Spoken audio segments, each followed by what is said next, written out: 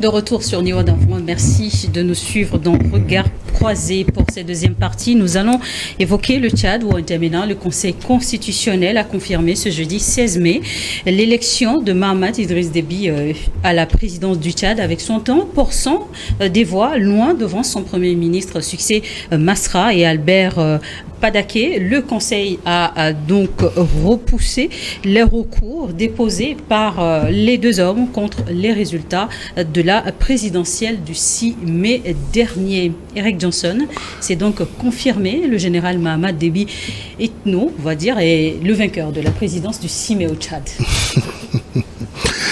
Comment cela pourrait-il en être autrement?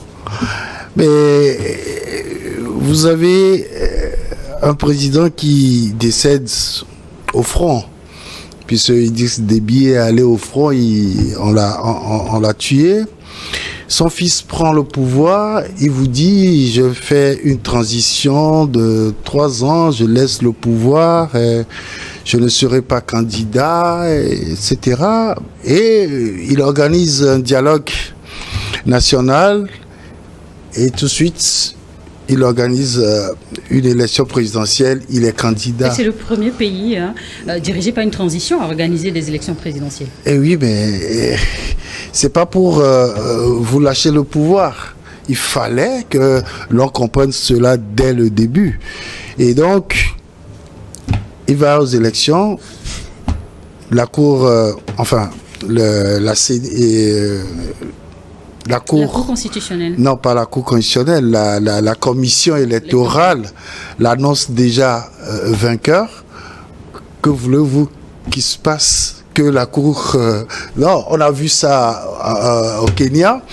On a pensé que ça pouvait se passer ailleurs, mais depuis, plus jamais, quoi. Et donc... il y a eu des recours, les données pouvaient changer. Vous savez, c'est que je ne veux pas ramener ce truc-là chez nous, parce que, vous savez, les recours... Ce serait d'ailleurs intéressant. N'est-ce pas? Non, les exemples de chez soi. Non, mais c'est dire que les recours ont été rejetés, parce que la Cour estime que sur la forme et dans le fond, que ces recours-là, puisque tout a été lu, la Cour constitutionnelle a pris le temps de lire les requêtes et les décisions de la Cour. Et donc, tout a été rejeté en bloc, en tenant compte de la forme pour certains et du fond pour d'autres. Et donc, c'est dire que Idriss Déby, aujourd'hui, il a ajouté Mahamat et Idriss Déby, Itno, non? Itno, oui. Mahamat, Idriss Déby, Itno. Et pas que le nom, il a également le style du père à 40 ans. Hein. À 40 ans, il a déjà le style du père, c'est beaucoup. Ça veut dire qu'il était déjà formé pour ce boulot. Et donc, pour être plus sérieux, je dis, la Cour ne pouvait pas faire autrement, puisque tout le monde savait que en allant à ce scrutin-là, Idriss Déby n'y allait pas pour perdre. C'est tout à fait logique. Dominique Clermont, 2 recours. Si le candidat Albert Padaké, lui, n'avait pas suffisamment de preuves, Succès Masra, lui, tout de même avait présenté une clé USB contenant des éléments prouvant qu'il était le vainqueur de la présidentielle du 6 mai. Et pourtant... Non, mais ce jeune politicien est en train de faire du cinéma. Il le savait depuis. Je ne vais pas revenir sur les déclarations de Eric Johnson, mais c'est le chemin tracé de Mahamat Déby qui se confirme actuellement. Et lui, là où moi j'apprécie son intelligence, c'est qu'il a pu quand même ramener l'homme qui ne le laissait pas dormir tranquillement.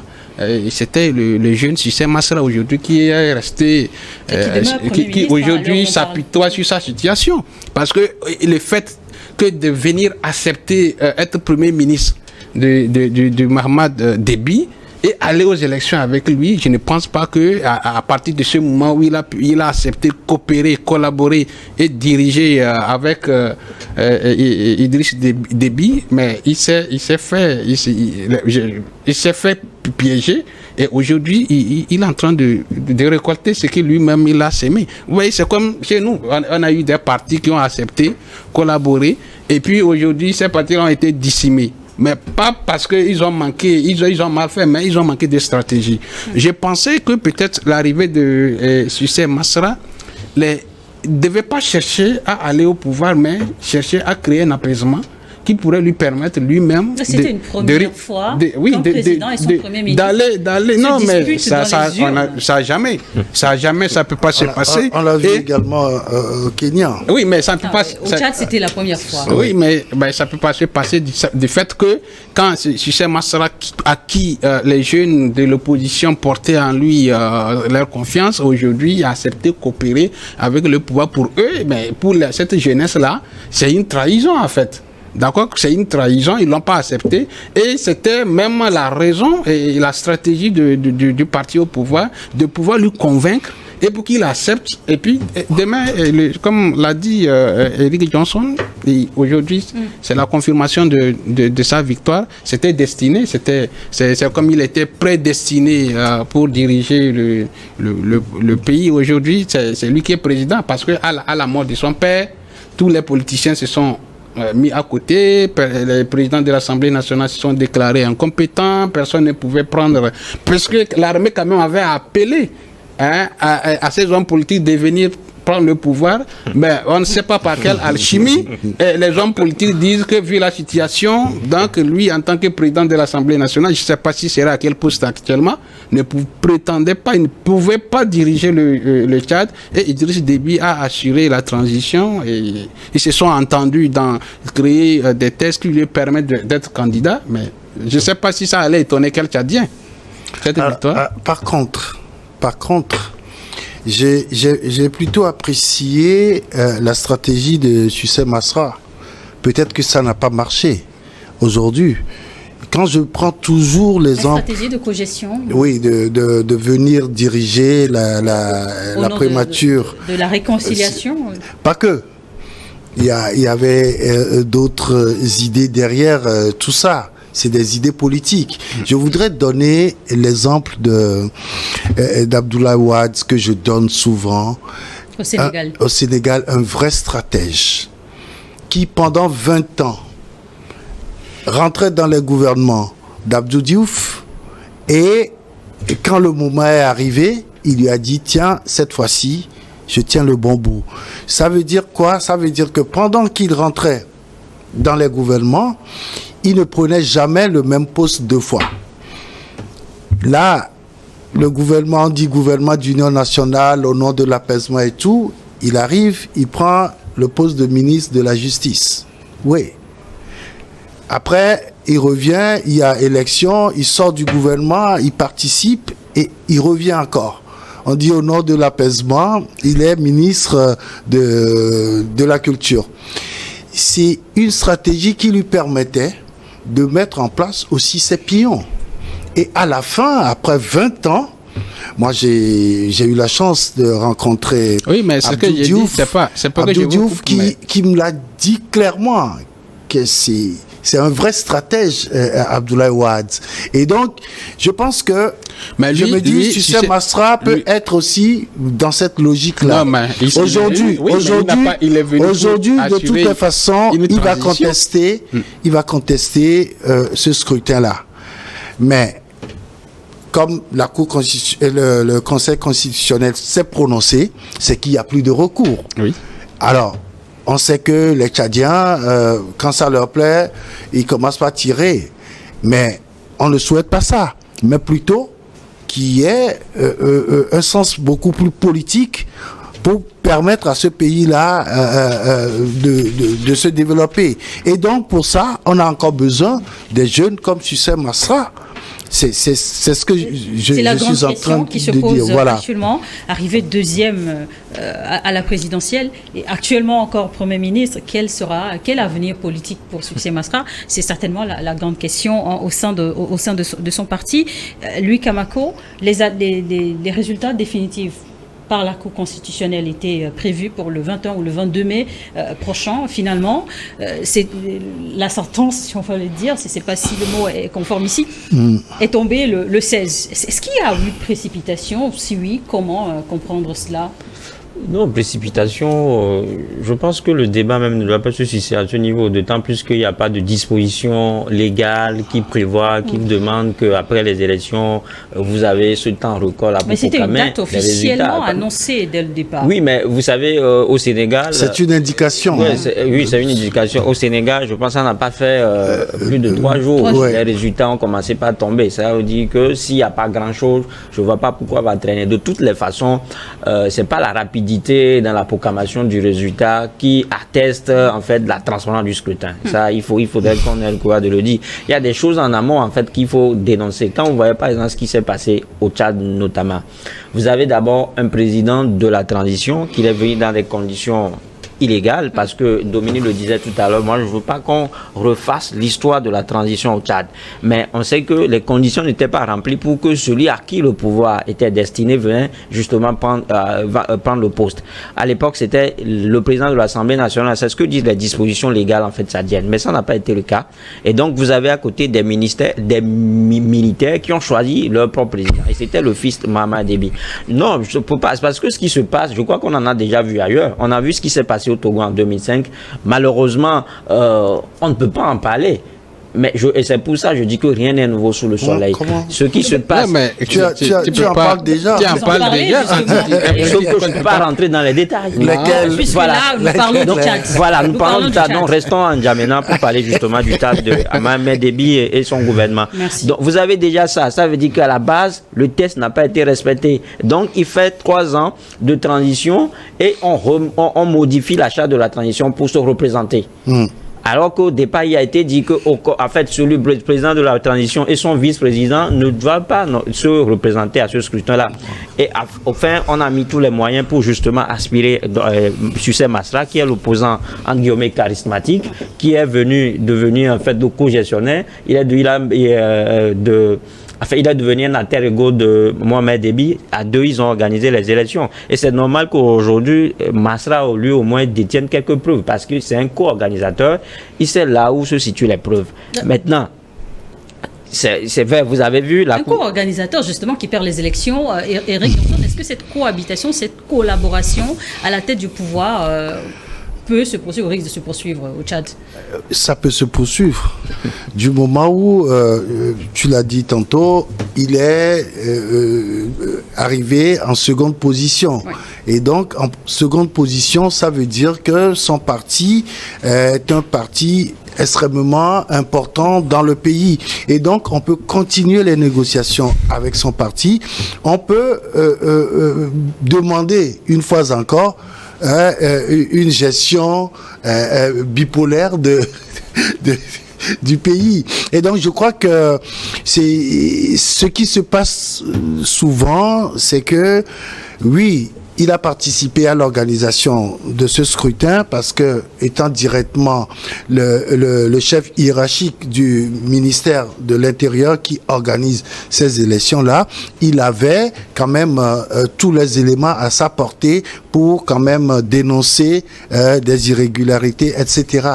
Mais cela suffisait-il pour que la Cour constitutionnelle puisse lui donner raison? C'était ça la vraie question. Parce que la Cour constitutionnelle n'a pas dit que nous rejetons les requêtes ou les recours des différents candidats, mais la Cour s'est prononcée requête par requête. Et donc, est allée au fond du sujet pour pouvoir dire que c'est déduire que c'est... Non, mais ce qu'il faut d'abord souligner, c'est-à-dire qu'il y a même une crise préélectorale. Vous avez la Cour constitutionnelle dont on parle a été décriée par les partis politiques. Pour les partis politiques tchadiens, ce conseil constitutionnel. Il parle de conseil constitutionnel, c'est au Togo qu'on parle de cour constitutionnelle. La composition a été décrite parce que pour beaucoup de politiciens, ils sont des proches du pouvoir. Et donc on a demandé à même que le président du conseil constitutionnel annule la candidature, invalide la candidature de Mohamed Déby et que le président même démissionne du poste de présidence. Il y a aussi ça. Donc vous avez un fichier électoral qui a été jugé fichu, dont on a demandé même sa révision, ce qui n'a pas été fait. Vous avez vu que même pendant les élections, il y a eu un refus d'accréditation à plus de 2000 acteurs de la société civile financés par l'Union européenne.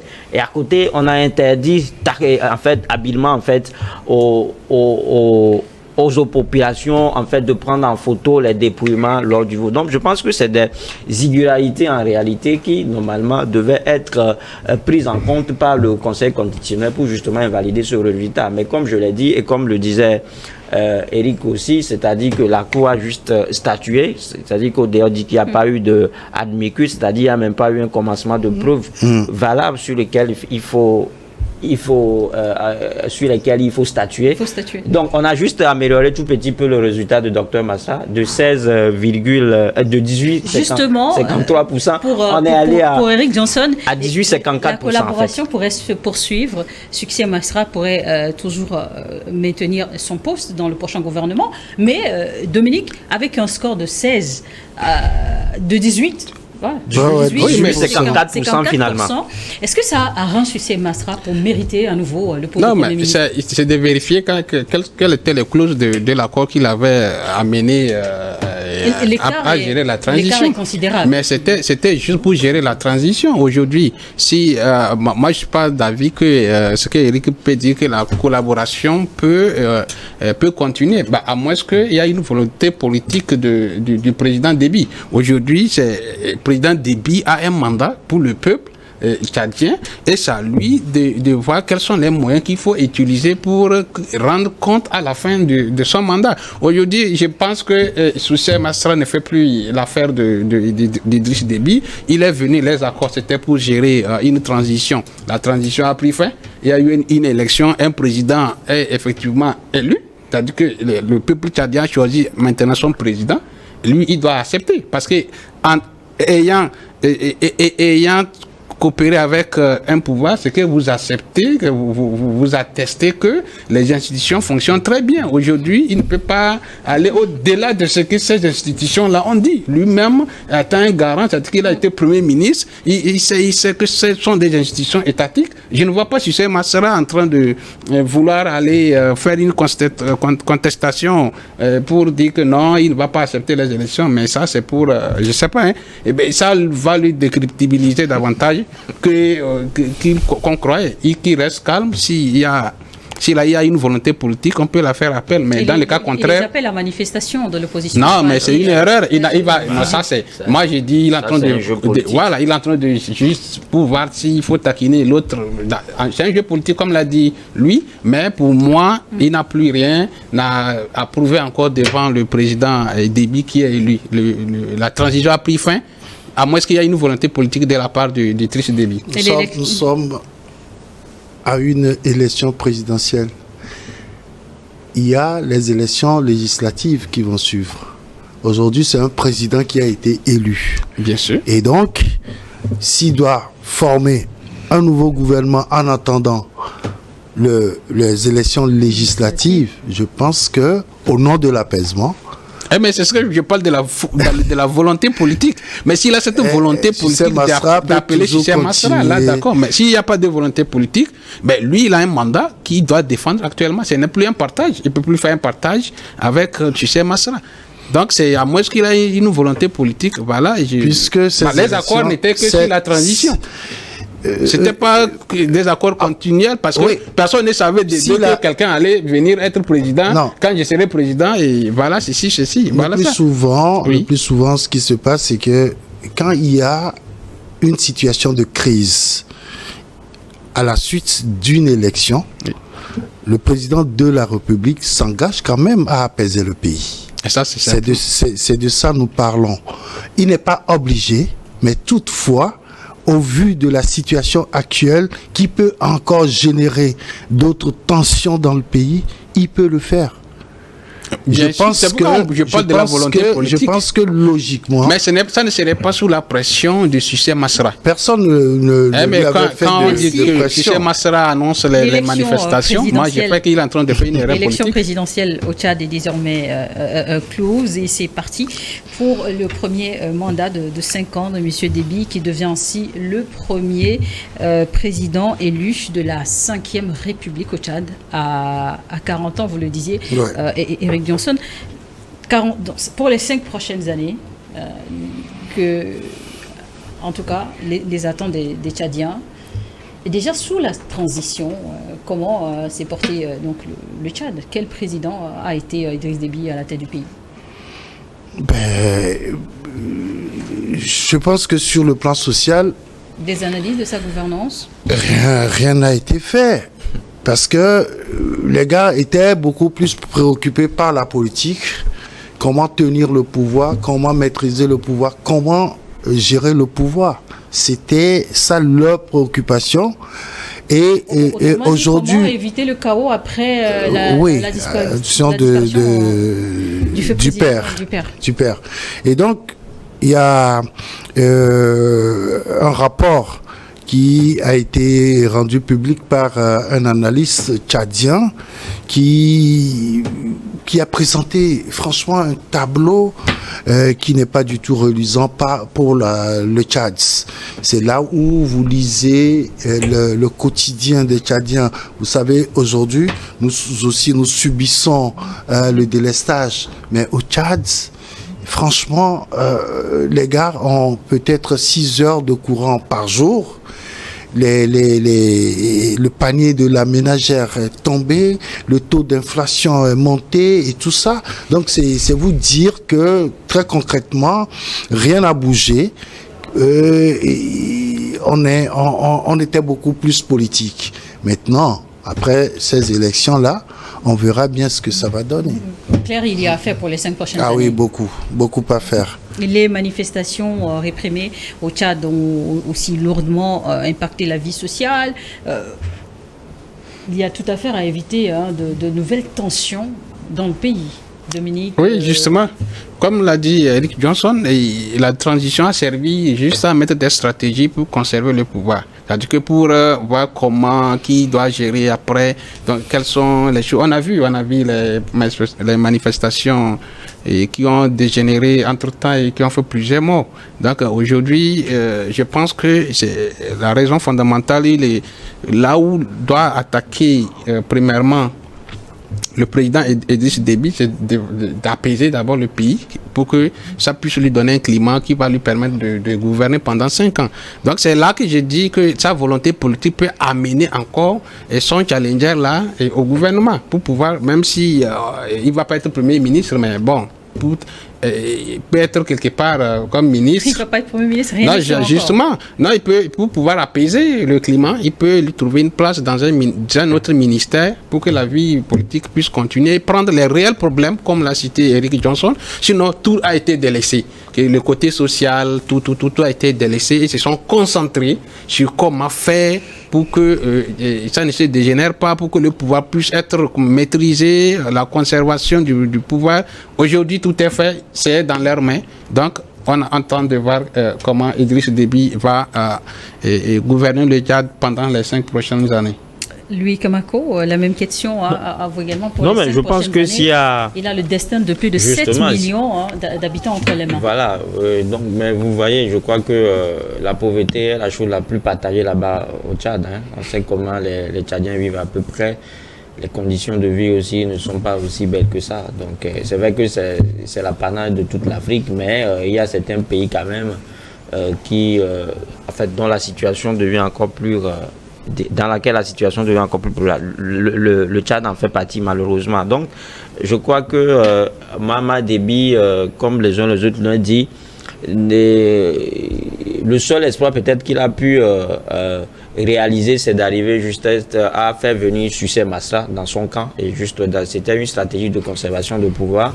Et même la raison pour laquelle, ou bien le combat pour lequel son papa est décédé, il a laissé à un moment donné. Parce que durant les 3 années, c'est la politique qui a pris le dessus. Donc, comment faire pour d'abord gérer la transition et conserver le pouvoir après? Donc, c'est ce qu'il a fait. Et au-delà, ça, il faut également le souligner, il a pu essayer de renfermer la relation diplomatique avec la France.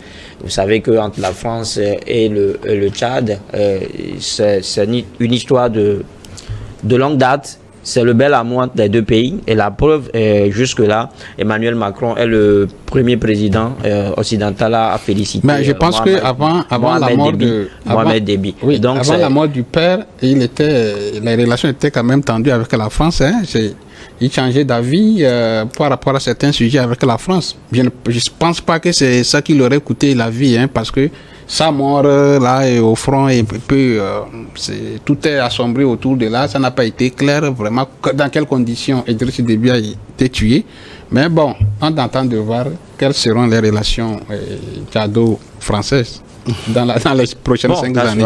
Mais ce qu'on peut déplorer, c'est aussi ça. C'est-à-dire que les droits de l'homme ont aussi reculé à un moment donné. Vous avez vu que des opposants ont été assassinés. En fait, le neveu du président même a été assassiné dans des conditions troubles. Jusque-là, on essaie d'enquêter. Aucun indice n'est donné. Donc, je pense que le pays a été abandonné durant ces 3 années et que j'ose croire que le président qui vient ou bien le nouveau président du Tchad a conscience de la taille qu'il attend. Sur la vie politique dans le pays, c'est quelque chose quand même de très remarquable. Sur 10 candidats à l'élection présidentielle, 3 quand même ont eu des scores, mais tous les autres de l'opposition, 1% partagé entre 7 candidats, c'est quand même un score très faible.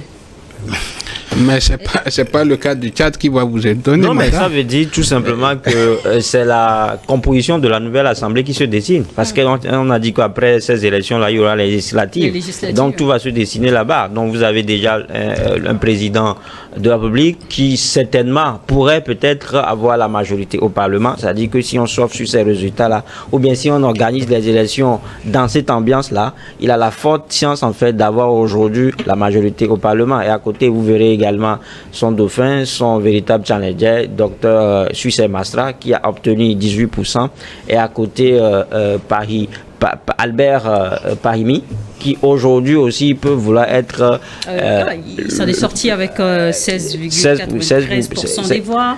C'est quelque chose, hein, c'est quelque chose au Tchad. Hein, c'est quelque chose. Donc je crois que c'est pour ça que c'est la configuration de la nouvelle Assemblée nationale tchadienne qui se dessine comme ça. On voit 3 partis politiques qui se hissent en fait. Et donc, c'est eux, justement, qui vont peut-être animer la scène politique désormais au Tchad. Et le parti du président doit tout mettre tout en œuvre pour avoir la majorité. Oui, vous savez, je n'aime pas faire de comparaison entre les élections, surtout législatives et présidentielles. Exactement. Parce que parfois, il y a l'aura d'un candidat qui joue beaucoup sur l'élection présidentielle et par contre aux élections législatives son parti peut tout perdre. Ça, on l'a souvent vu chez nous, hein. On va aux élections présidentielles en 2003. Feu Yassine Yadema a gagné parce que à la dernière minute le principal challenger qui était Feu Edem Kodjo a démissionné à 3 jours du scrutin. Et en 94 on va aux élections législatives et c'est l'opposition qui a gagné avec l'UTD et le CAR qui avait la majorité des sièges, soit 43 sièges sur 81. Et donc, quand on fait cette comparaison, on risque de fausser tous les calculs après parce que pour les législatives, il faut savoir qu'il y a aussi des candidats indépendants qui interviennent. Et parce que des gens, pour avoir posé des actes dans leur circonscription électorale ou dans leur milieu de vie, se présentent pour réclamer la voix des électeurs. Et ça aussi, ça joue beaucoup au cours des élections législatives. Tout ce que je dis là, c'est pour dire que les élections législatives seront encore plus importantes que ce scrutin présidentiel. Idriss Déby, si réellement le peuple l'a choisi, on verra bien. Parce que là, Sucé Masra, c'est pour ça que j'ai dit, Sucé Masra a encore des cartes à jouer. Beaucoup de cartes à jouer politiquement. Et donc, il n'a qu'à tenir bon jusqu'aux prochaines élections législatives. Et on verra la configuration de la nouvelle Assemblée nationale. Vous partagez cette idée, Dominique Lacmon. Si les deux candidats arrivés, deuxième et troisième, je veux donc parler de Sucé Masra et de Albert Padaké, s'ils sont invités donc à rejoindre le futur gouvernement, ils devraient répondre favorablement, selon vous. Ah oui, mais ça c'est comme je vois, mais c'est maintenant ça va de son intérêt s'il a été invité par Idriss Déby de rejoindre le gouvernement. Je pense que ça va de son intérêt pour pouvoir rester veiller sur les institutions et se préparer davantage, comme Eric Johnson l'a donné déjà dit avec l'exemple de Abdoulaye Wade. Il y a aussi de Macky Sall qui a été aussi premier ministre de Abdoulaye, et après, à l'approche des élections, il a préparé son terrain et il a été élu président du Sénégal. Donc aujourd'hui, si on lui fait appel, là, il doit saisir l'occasion. C'est pourquoi moi je vois déjà, peut-être un jeu politique, déjà son appel à manifestation déjà peut entérimer et envenimer les choses. On peut l'ignorer. Ça c'est sûr. Donc il faut qu'il doit faire un jeu politique qui soit vraiment sincère avec lui. Tu ne peux pas aller couronner les institutions et aujourd'hui tu dénonces leur fonctionnement. C'est faire une chose et son contraire. Et quand on le fait comme ça, le peuple, ça veut dire que c'est le peuple en train de suivre et puis finalement tu ne donnes pas de la crédibilité et que le peuple peut te laisser après. C'est comme on l'a vu au Togo. Les gens ont pensé qu'ils ont le peuple avec eux, mais en faisant des choses et leur contraire, finalement, et tout est basculé dans l'obscurité. Aujourd'hui, il doit comprendre que il doit accepter si Idriss Déby lui fait appel et qu'il doit venir coopérer et à la limite des choses, laisser les appels à manifestation. Voilà. Notre point, peut-être pour terminer sur le sujet, après la proclamation donc, des résultats provisoires, également pour célébrer la victoire d'Idriss Déby annoncée premièrement, il y a eu des morts. Est-ce qu'une enquête éventuellement serait ouverte pour donc, élucider aussi cette affaire? Je pense que c'est ce qu'il y a lieu de faire. C'est ce qu'il y a lieu de faire, mais est-ce que ça va se faire? Parce que je disais tout à l'heure qu'il y a d'autres personnes, il y a d'autres personnalités ou bien d'autres opposants qui étaient d'ailleurs morts dans des conditions troubles. Maintenant, c'est là aussi, ça vient s'ajouter en fait à la longue liste des conditions, des disparitions. Il y a eu une amnistie également, une amnistie générale qui avait conclu beaucoup d'autres affaires. Voilà, donc je crois que normalement, on devait enquêter sur le sujet et situer les responsabilités. Maintenant, je vais terminer celui-là parce que j'ai eu à écouter ou bien à lire des Masra qui disaient qu'en réalité la page en fait de la présidentielle est tournée et que lui désormais il va être concentré sur les législatives. C'est pour ça que je juge un peu antinomique en fait sa façon de faire. Vous pouvez pas dire que vous avez clôturé le dossier au même moment où vous appelez à la manifestation. C'est-à-dire que c'est tellement paradoxal ce qu'il est en train de faire. C'est pour ça que je soutiens en fait, je suis d'accord, je suis du même d'avis que Dominique quand il dit que Sucé Masra est en train de faire une chose et en même temps son contraire. Merci beaucoup. Merci. Je peux me prononcer sur... vous savez, il y a un ami qui disait que vraiment, on s'amuse avec les armes au Tchad. On annonce les résultats, on dit Idriss Déby Mahamat a gagné les élections, les gens tirent en l'air. Et subitement, on dit qu'il y a eu représailles, en même temps, quelque part, les gens sont tombés. On n'arrive pas à comprendre. C'est quoi cette passion de de l'arme au Tchad. C'est dire qu'il faut que ce peuple-là fasse vraiment attention. On sait que c'est un peuple guerrier. Hein, depuis toujours, quand vous lisez toute la politique au Tchad, c'est jonché de guerre entre clans, entre communautés et tout ça. Et tout le temps, c'est des armes, mais on ne fabrique pas des armes au Tchad. C'est quand même curieux tout ça. Donc je dis, il faut qu'on fasse véritablement attention. On ne va pas se développer en prenant tout l'argent pour acheter des armes et tout le temps continuer par dire on a une puissance militaire. Donc je crois que il faut que les armes se taisent un peu au Tchad parce que c'est beaucoup de vies humaines que nous perdons, quoi. Merci beaucoup, merci pour vos riches contributions. On va donc marquer une pause pour une nouvelle édition du journal et on se retrouve dans une dizaine de minutes sur Niveau d'Info 1.